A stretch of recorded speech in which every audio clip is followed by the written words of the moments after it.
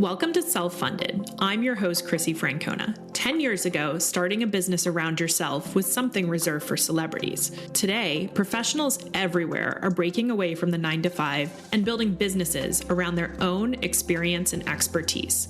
On this show, we'll explore what it really means to be self-funded, the movement of professionals carving their own path, creating cash-flowing businesses, and building lasting impact without waiting for permission. I'll share my own journey and talk with others who are rethinking what's possible when you take your career into your own hands. Let's dive in. Over the past few years, we've seen a massive shift. Professionals who once thought there was maybe a single path to follow, whether it was the corporate ladder, consulting, maybe starting as traditional venture-backed startup, are choosing something different. They're building profitable businesses around themselves. And that's what I call self-funded. In this first episode, I want to unpack what that really means, the models, the mindsets, and the movement, and share my own story for how I ended up here. So let's start with the basics. What exactly do I mean when I say self-funded? To me, self-funded is really a movement. It's a movement of professionals who are defining a new path. The way I define it is people who are starting businesses around their own experience or expertise. So what do I mean by that? To me, starting a business around your own experience is basically building something for the person you were or the organization that you were a part of. An example of this is Pat Flynn, who started Smart Passive Income over a decade ago in a much smaller niche. He was focused on architects who were trying to pass a specific exam. See, he had been to architecture school, he was practicing as an architect, and he himself had taken this exam. However, in the process, he ended up getting laid off, and as a result, started this business, coaching others on how to pass this exam. From there, he has parlayed that into a millions and millions of dollars a year business around building passive income streams online. He's done it himself, first through his architecture exam business, and then more broadly in teaching others. And that is really something that he's built starting with his own experience. So the way I like to think about that is, who is the person that you were, call it 3 to 5 years ago? And how could you help that person learn in a much more efficient and effective way than having to experience everything that you went through yourself? So as an example, you see a lot of this also in the parenting space. So people who are parents themselves and are building products or services for people who are new parents. They've been through that newborn journey, they've conquered potty training, and they're building for parents who are 3 to 5 years after them. The other side of this is monetizing your expertise. So this is typically someone who may have a professional degree or has a significant amount of experience in a specific field, and they are building something that is based on that years of experience. So, and this can be different things. This can be someone who is selling B2B, and we'll get into business models later, but this can be someone who is selling services B2B, and you are just selling your services based on your expertise. So you certainly see this with people who are starting consulting businesses, even the long game. I would say that's built on my expertise of how to help companies scale their operational infrastructure and assess exit opportunities from my own experience in my professional career. The other example I like to use in this space is someone who's taking their expertise and using it in a whole new way. So a great example of this is Emily D. Baker, a former prosecutor who has turned into a legal analyst. And instead of going and joining Court TV or another broadcast channel, she has built her own community on YouTube and through her podcast of law nerds, as she calls them. And she's built both the community, and then she actually has a product on the back of that as well. And so she is applying her expertise to covering trials and providing both entertainment and education to millions of people who follow her online. There are a few key characteristics to a self-funded business. First of all, you are both generating cash flow and creating some sort of asset or equity value. So what I mean by this from a generating cash flow perspective is you are replacing or supplementing your income. You are making money for yourself and your family from day one. This is not meant to be something like in the venture world where you may be paying yourself a below market salary, if you're paying yourself a salary at all, and you hope to eventually make some money. In self-funded businesses, you are generating cash flow from day one. That is a big hallmark of what I consider to be a self-funded business. But you are also building something that has value, and that value can translate in a few different ways. First of all, it could be equity value. So you could build something that you could actually sell. Another way to think about value beyond trading your time for money is something that creates money for you as you are sleeping, so to say. So passive income. So in the example of Pat Flynn, he is both putting his own time into the business, and he is also selling products that really leverage his experience and years of work in the business.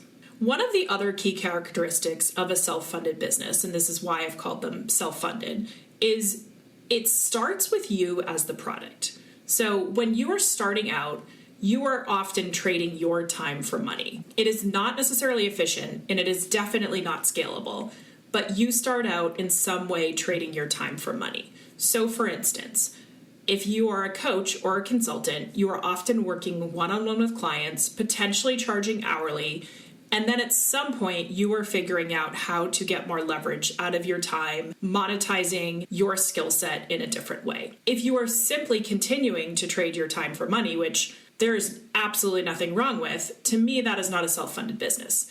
That is someone who is becoming an independent contractor, consultant, or coach who may be working just on an hourly basis and generating cash flow, but not necessarily building some sort of scalable value. So that's really the big picture definition. But who are we talking about here? Who is this path meant for? To me, people on a self-funded journey are often professionals who have some deep training or expertise. They have experienced something in their professional life and through education that then they are able to monetize in a different way. One criticism I often hear of self-funded businesses is that they're not that ambitious. For instance, when I was first starting the long game, I started to tell some colleagues and some friends about it. And a couple of people, totally well-intentioned, but said to me, well, that's a great mom job. And frankly, I wasn't looking for a mom job or what they would consider to be a mom job. I was looking to build something that I could build significant cash flow for myself and create equity value for myself as well. I saw an opportunity not only to leverage my own expertise and experience, but also build something that extended beyond me. That to me is the hallmark of a self-funded business. So knowing this path exists is one thing, choosing it is another. And that choice usually comes down to one thing, your why. When I look at self-funded businesses, I often see two whys. There's often a personal why, some reason that you are going out on your own. And that can be sometimes desire and sometimes need. So when I think about the desire path, it's often a desire for something more. It's a desire for flexibility. It's a desire for autonomy. It's a desire to do something that you're really passionate about. But there's often a need too, and that is where the lifestyle aspect can come in. I have talked to people across all types of self-funded businesses where there is a need as a parent, there is a need as a caretaker, there is a need because someone in your family is sick and you need flexibility. There's often some sort of desire for flexibility, but also a need, and that need is not being met in the traditional workplace. However, this is not just about the personal side. When you are building a self-funded business, you are also identifying a business need and going after that. That is a very critical piece of the self-funded structure.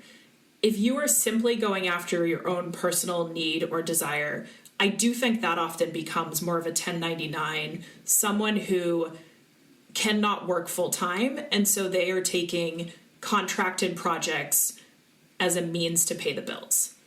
Again, nothing wrong with that at all. That is not what I call self-funded business. To me, a self-funded business is both the personal side as well as the business side, seeing a need and going after it. So there's a personal why, and then there's also a business why. The business why is often just a need you see in the market. So it could be, hey, I see an opportunity for fast-growing companies that need support in finance or HR or legal. And I have the ability, the expertise to offer that in a scalable way. So that could be the business need. You may also see, hey, when I went through applying to business school, I was doing that on my own. I didn't want to hire an expensive business school consultant, but I wanted some guidance. And you may see an opportunity there to take your own experience and turn it into a scalable business.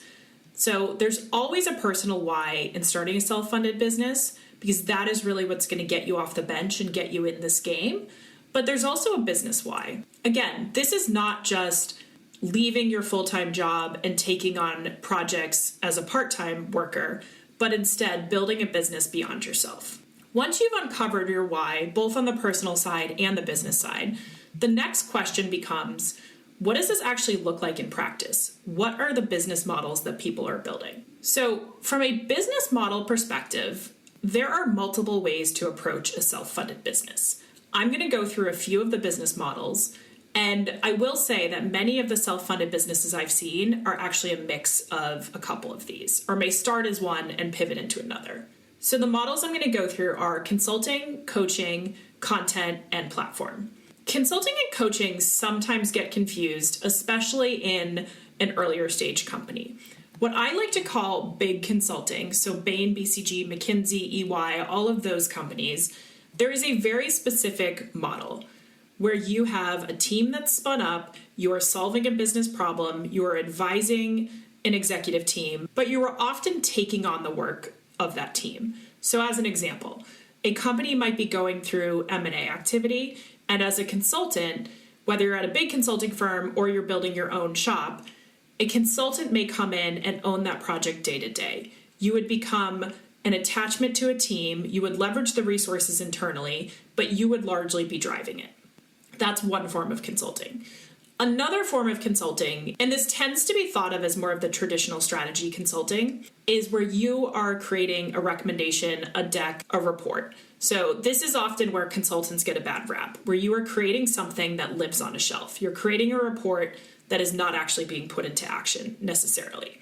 So this could be a company that needs a new international growth strategy, and you, as a team or an independent, are doing the work largely self-driven and largely removed from the day-to-day operations of the company. So in the example I gave of M&A integration, you are often working alongside the team. The team is focused day-to-day on operations, but you are pulling in resources as you need from the client. In something like a strategy process, you or the team may be more independently working on it and not actually pulling resources in.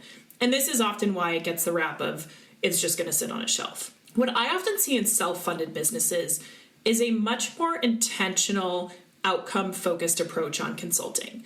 So seeing, and we went through having a personal why and a business why, from a business why perspective, seeing a gap in the market. This, for instance, is why I started the long game. I saw a gap at growth stage companies that needed support at key inflection points, such as M&A, fundraising, launching a new product or technology. And big consulting firms were not agile enough and did not have the outcome-driven approach that a growth stage company needed. A company at a growth stage does not need an 80-slide deck. They need someone to get in, roll up their sleeves, and get the work done. And that is much more operational in nature than I saw at a lot of big consulting firms. The second model I'm going to talk about is coaching. So I think coaching sometimes gets a bit of a bad rap, especially as you think about people who are leaving their job to become some sort of life coach. There are a lot of life coaches out there. That being said, when I think about coaching as a self-funded business model, I think about having a very specific customer avatar, and this is often where the experience business comes in. So it is someone who is going through an experience that you have gone through yourself. I think you'll often see that some of the best CEO coaches are people who have actually been CEOs themselves and then have done this as more of a retirement job or something kind of after they've had that experience. This is not exclusively. There are certainly coaches who often approach it from more of an expertise side, where they have the training and the credentials and have really built a business doing this and honing their expertise. But when I think about the experience-driven coaches, it's people who have been in the shoes of the person they are coaching. And that is really what makes them successful. So those are sort of two flavors of coaching, same business model, but I think the value proposition is different. If you are coaching from the perspective of having had that experience, or if you're coaching from the perspective of having honed your expertise. The next self-funded business model that I'll talk about is content. So from a content perspective, you see two things. One is someone who is really sharing their experience. So again, this is often sort of tied in with a coaching model, but you are sharing your experience to a broader audience who would benefit from what you've been through. An example of this in the parenting space on the expertise side is Dr. Becky. So Dr. Becky is someone who, while she is a parent, more of her content is around her expertise as a psychologist. And that's really what she's leaning into from the perspective of building her business. The fourth business model I want to talk about is platform. This is often supplemental to some of the other models. So again, one of the things I said about self-funded businesses is that they start with yourself as the product. So it is often inefficient to start. You are doing a lot of one-on-one. You are not doing this to scale. Platforms are really one of the levers to scale. So an example that I mentioned earlier is Emily D. Baker. She is someone who does a significant amount of content, and she has built a platform, her app, where you can get exclusive content and an exclusive experience to people who subscribe to her app. So again, it's usually on the back of having an audience, whether that audience has come from building a one-on-one coaching environment or a group coaching environment that you are then scaling, or building content and then you are building a paid membership or an app experience on top of that. So platform is not usually where these businesses start, but it is oftentimes where they get to, and that frankly can be the sellable asset in the end. As you can probably tell, I have been fascinated with this space for years. It is something that I have observed, explored, experienced for years. But one of the things that I think is particularly interesting is the rise of the self-funded business over the last 5 years. A recent MBO study found that 27.6 million people are full-time independent workers. This is up from 13.6 million only 5 years ago in 2020. This is a very significant increase. So why has this growth happened? And there are a few trends I want to touch on. Number one is probably a little bit of a chicken and egg, but the normalization of freelancing. So certainly we've seen the rise of platforms like Uber and Postmates and different platforms where there are people who are available for tasks in this independent marketplace. That has certainly become a more mainstream way to hire people into specific jobs. That job being, I need a ride to the airport, or I have groceries that need to get picked up. So overall, freelancing has become a much more common business model or personal job model in the US. But that has also gone into the professional realm. So you are seeing people who have left full-time jobs. And again, it's a little bit of a chicken and egg. Like, are those people leaving because they saw other people leaving? Or are other people leaving because those first people left? A little unclear, but more generally, you do start to see the snowball effect. As you see people in your network who are starting to freelance, it is becoming more normalized, and therefore others are trying it or exploring it. We have also seen a rise in personal brands and social as a platform. When I think about some of the business models, the rise of social media over the last 10 to 15 years has greatly increased the availability of these business models. For instance, content. 15 years ago, content meant writing a book, doing a radio show, doing a TV show. Those opportunities were not necessarily accessible to all people. Now, anyone with a smartphone can get online and start to create content and build an audience. The cost of starting a business and building out a scalable working model is just so insignificant compared to what it once was. Even in the last 2 to 3 years, the rise of generative AI and ChatGPT in particular has just really unlocked the power to scale your own time. With a $25 a month subscription, or some even free, you have analysts at your fingertips, you have assistants, you have data entry, you have marketing experts. So you are just able to do so much more with your time and get so much leverage out of these tools.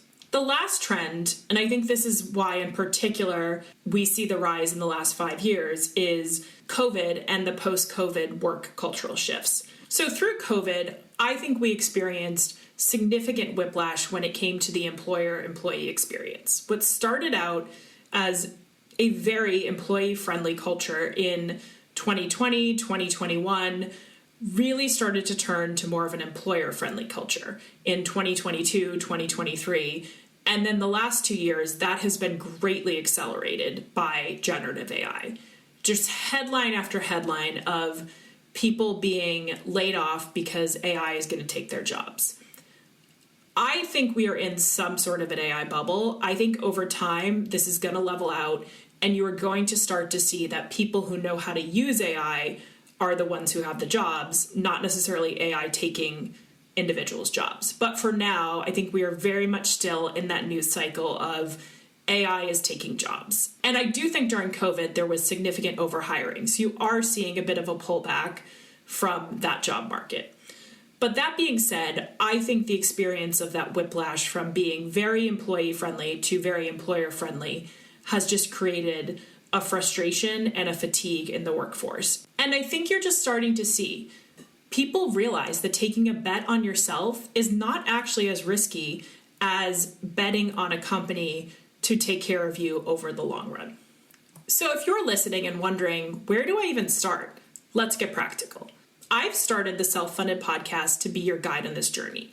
Through this podcast, I'm going to share my own experience about building the long game, the stories of other people who are building self-funded businesses, some who are at the early stages like myself, and some who have built highly successful businesses that they have exited.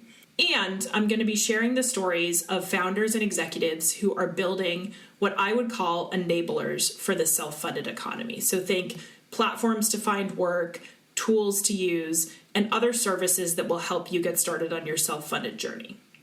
But for now, I'll leave you with a couple pieces of advice. As I said, self-funded businesses often start with yourself as the product.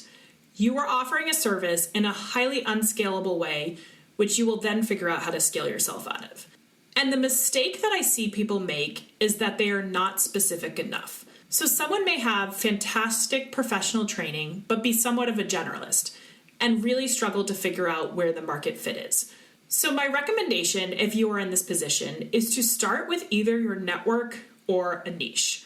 Starting with your network means getting the word out there that you are leaving your job and you are building a business, whether it's consulting or coaching or something else. But getting the word out there that you are offering your services for sale. And so this is where you can be a little more general. You don't necessarily have to have figured out the perfect niche because you have your network to fall back on. So you're starting with people who have worked with you, who like you, who know you, who share a school with you, share an employer. They understand your value proposition. So even if you are not super clear on what you are offering, sometimes people will help you figure it out. With this approach, I always recommend that you just have a lot of conversations. You're just starting to catch up with people. You're starting to let people know that you are in the market for work. And you are leaning more into your professional experience or your credentials. So rather than saying, I offer X or Y, you are describing yourself more in terms of what you have accomplished and what you have experienced. And then you figure out how people come to you. Who is coming to you? Who is referring work to you? What are they looking for? And you start to look for the trend. And this is where you can start to figure out what is your self-funded business. So that is a way to approach this if you are not quite sure of what the value proposition you can offer, but you know you want to pursue this and you believe there's an opportunity. The other way to start your self-funded journey is if you start with a niche. So if you are very clear on your business why, that is often where you can start with a niche. You understand what company you're selling into. What is the stage? What is the industry? What is the business model? And who are you selling to? Who is the executive at that company, whether it's the CEO, CFO, CHRO, chief legal officer? There is someone who is going to be your target buyer across companies. So that's really where you're starting with your niche and you are just going after that over and over. So you're generating a list of leads and you are starting to build connections into those companies and those individuals. Whichever way you start, I want to leave you with one big takeaway. Just get started. This has been my biggest learning over the last year plus. I told some friends for years about wanting to start the long game and wanting to start this podcast. And with both, it has taken me years. There was always some sort of excuse or some sort of prerequisite that I felt like I needed to hit.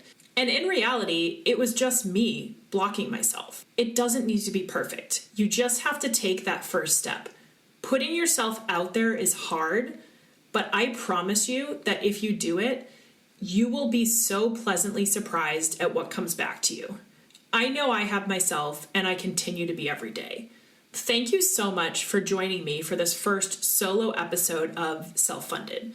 I am so excited to finally be doing this and to share my journey and my lessons along the way. I look forward to sharing my journey and my experience and to hearing from you about your self-funded journey. Thanks again. Thanks for listening to Self-Funded. If you enjoyed today's episode, be sure to follow the show wherever you're listening so you don't miss what's coming next. I'd also love for you to leave a review and share what you're most excited about on your own self-funded journey. And if you want to go deeper, check out my Substack. You'll find the link below. Until next time, keep carving your own path.